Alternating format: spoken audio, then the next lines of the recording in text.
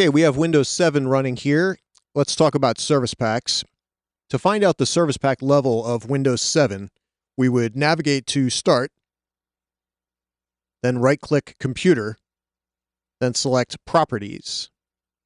That brings up the System window, which shows the Windows Edition, which is Windows 7 Ultimate, and it shows we are running Service Pack 1, which, as of the recording of this video, is the latest service pack for Windows 7. That could change in the future, but other versions of Windows, such as Windows 8 and Windows Vista, the navigation will be very similar.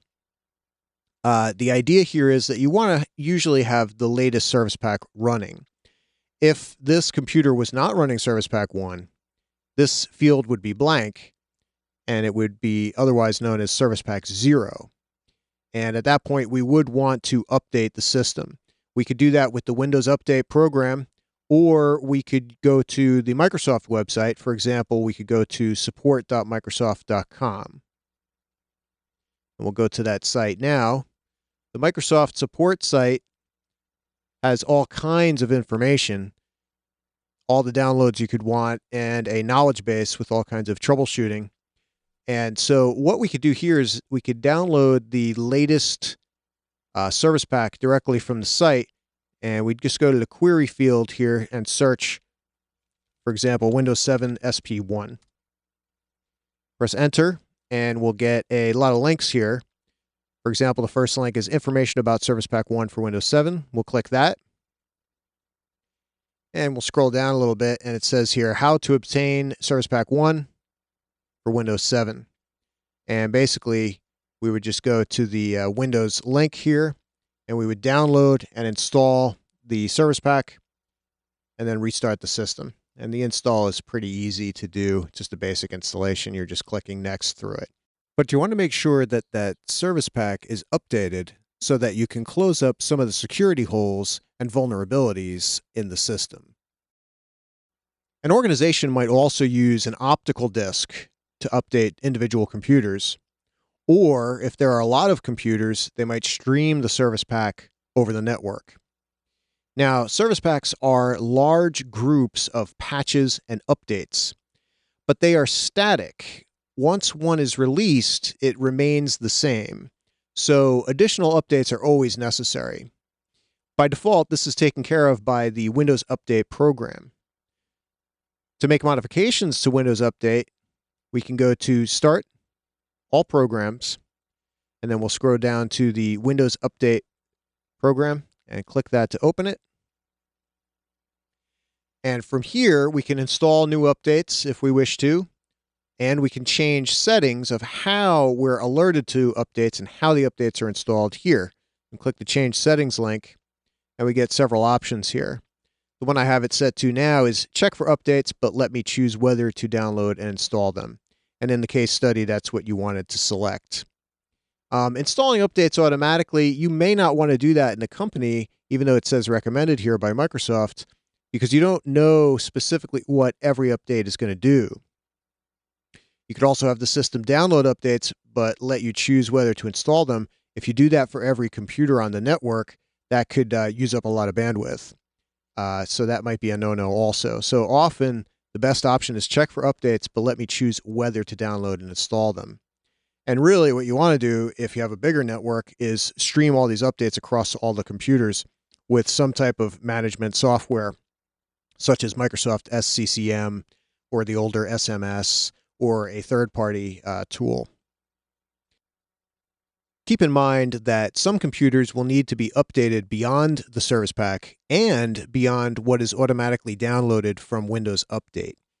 Patches for specific problems are known as hotfixes. It's important to know how to acquire these hotfixes, also known as update rollups, and they are usually found at the Microsoft support website and are listed by knowledge base number. So they're a KB number. For example, one hotfix that repairs a memory leak in Windows 7 Service Pack 1 can be found at the following link that I'm going to click on now. And this is article number 2911106 in the Microsoft knowledge base. It actually fixes a lot of documented issues and can be an important fix for various Windows operating systems in addition to Windows 7 Service Pack 1. Over time, these hotfixes are gathered together in automatically downloaded Windows Update groups, if it is deemed necessary, and then they are ultimately added to newer service packs. But for now, this is the type of thing that you might find that's beyond the service pack and beyond Windows Update. And if you look down here, we see this portion of the update package fixes a memory leak in the OLEAUT32.dll file in Windows 7. And, that's a problem that could cause the COM server to fail, possibly cause your Windows Explorer window to close, that type of thing. So this may be necessary for your Windows 7 computer or your 2008 server or Windows 8 box or Server 2012 box. It all depends on what the computer is, how far it's been updated, and what the problems are that you're actually having. So that's a little bit about how to update Windows 7 or really any Microsoft Windows operating system to the latest service pack and how to use Windows Update. Now let's take it a little bit further. First, we're going to show how to find the version level within the command prompt. And, using the GUI is great, but we also like to use the command prompt as well. So I'll bring that up now. And usually I'll run in the administrator mode, the elevated mode. And right now I'm in the command prompt here. Easy way to find out the version is just to type VER for version, and that'll show what is running. Now, version 6.1.7601 is Windows 7 with Service Pack 1, even though it doesn't say Service Pack 1. A more in-depth tool in the command prompt is the system info command. That'll load up some information and tell us exactly all of the hotfixes that have been installed in order here.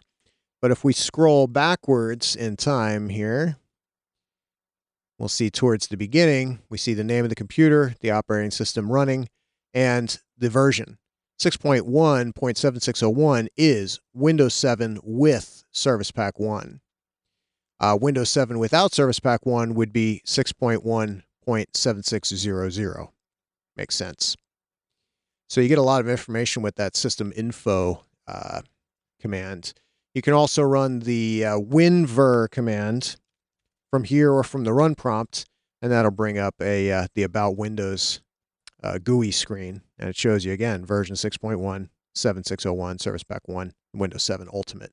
So lots of different ways to get this information in the command prompt in Windows. All right.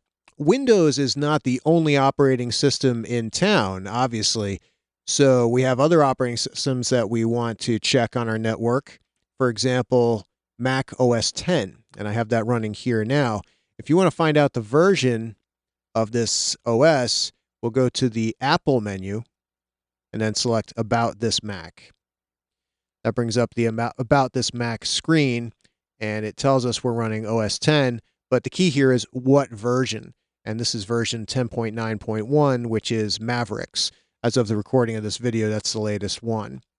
However, if we had an older version, 10.8 or 10.7, whether it's Mountain Lion or whatever, we could click the software update button to update to the latest version, as long as the hardware of the system can handle it. And, there's various requirements for that you can find on the Apple website. If we click here where it says version, it'll change over to the build number. If we click again, it'll give you the serial number for the computer, which I've grayed out for this system. You click it again, it brings us back to the version number. So also, if you want to update the system, you can go to the Apple menu and then software update. In addition, if updates become available, they'll pop up on your screen automatically. We can also find out the version number in the terminal. We'll bring up the terminal now. And there's a lot of commands you can use to find out the version. I'll use SW_VERS and press enter. And that'll tell us it is Mac OS X. And the product is 10.9.1. That's Mavericks, and it shows the build version. So you can do any of this stuff in the command line, just like you can in the GUI. Moving on, let's talk Linux. I'm running Ubuntu here. Let's show the version within the GUI and the command line. First, within the GUI, we would go to the settings icon. Then we would select details. And that'll show us we're running Ubuntu 12.04. And it gives some additional information. Now, 12.04 is not the latest version of Ubuntu, but I'm good with this version. This is the one I want to run for my purposes. As of the recording of this video, there is 13.04. However, for each version, there are updates, just like there are, say, with Windows. Windows 7 has updates, Windows 8 has updates, and so on. The updates can be found here, and there are, some updates. There's 425 updates in the Update Manager. I may want specific updates from there and hot fixes to do specific things in my system. And you can update this OS directly from the Update Manager. It's not like the old school Linux where you'd have to do it all uncompressing tarballs and things like that within the command line. That is a different video altogether. Here, we could do it directly within the GUI. It's pretty simple to do within the Update Manager. So if we need updates, this is where we would go.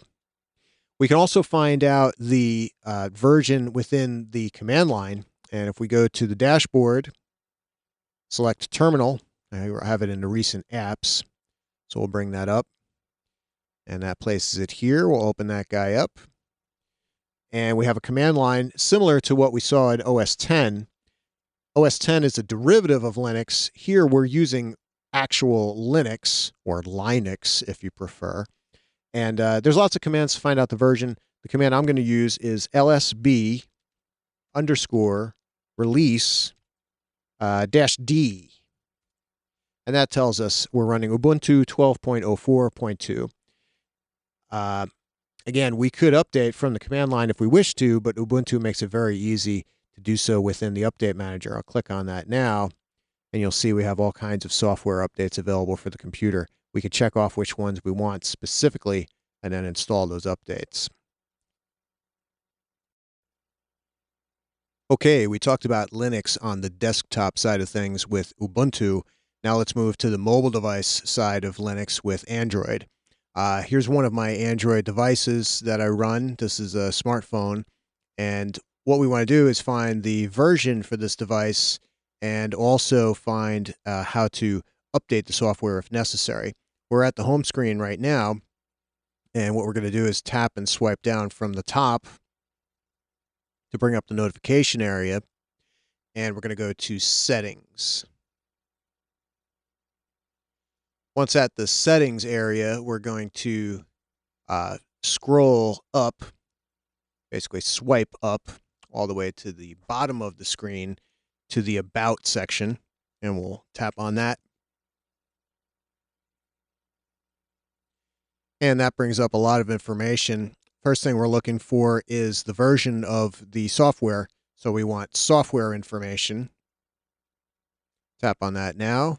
And we see here we're running Android version 4.1.1. And there are newer versions of Android currently as of the recording of this video. But this is what's loaded with this particular device. Now, if I wanted to update the device, if it was possible to update the device, we would need to go back a little bit and go back to that About screen, and we'd select the Software Updates option. And from there, you can see that we have it checkmarked to schedule checks from the Android server and check for any updates automatically. Also, you could do a check now. We can click on that now. That'll go online and look to the server for any particular updates if there are any. And we can see here that we have a package installer, which is a security enhancement. And it manages the device for installing updates over the air. I'm not really too interested in this installer right now, but who knows? Your company might need to have this as a security feature. So that's exactly the type of security concern that we're interested in with mobile devices. And it's why we want to know what version we're running and where to go to get the updates. Okay, let's round out this video with iOS. Once again, on this mobile device, we want to find out what the version is and how to go about updating it if necessary. And we're at the home screen here, and what we want to do is go to the settings option. So we'll bring that up. That brings us to the settings screen, and we want to go to General. Tap on General, and on the right-hand side, we see About and Software Update. Those are the two options that we want. We'll start with About. Tap on that. And if you look about halfway down, you see we have the version is 7.0.4. As of the recording of this video, this is the latest version. And in fact, was necessary, as I'll mention in a second. Now we're going to go back to the General. We're going to tap up here on General and go to the General screen again. And go down to Software Update and tap on that. And it tells us we're running 7.0.4. The software is up to date. Now, if a new update comes out later on, which I'm sure it will very soon, from here, the system would tell you you have the option to update if you wish. And usually you'll get messages in other places of the operating system letting you know as well. You may or may not want to do this. That depends on if you need the update or not, if your company's policy requires it. In some cases, organizations say hold off on updates until we've tested it on various machines. So you may not want to do that update immediately when it comes out. And this update was necessary. I was at 7.0.2, and there was a couple of security issues and possible vulnerabilities with applications that I was using on this device. And once I updated to 7.0.4, the security vulnerabilities were patched, and the threat was no more. So that's the reason for doing this. That's why we need to know where to find out what the version is and how to go about doing the update. So that's about it for this video. Take care.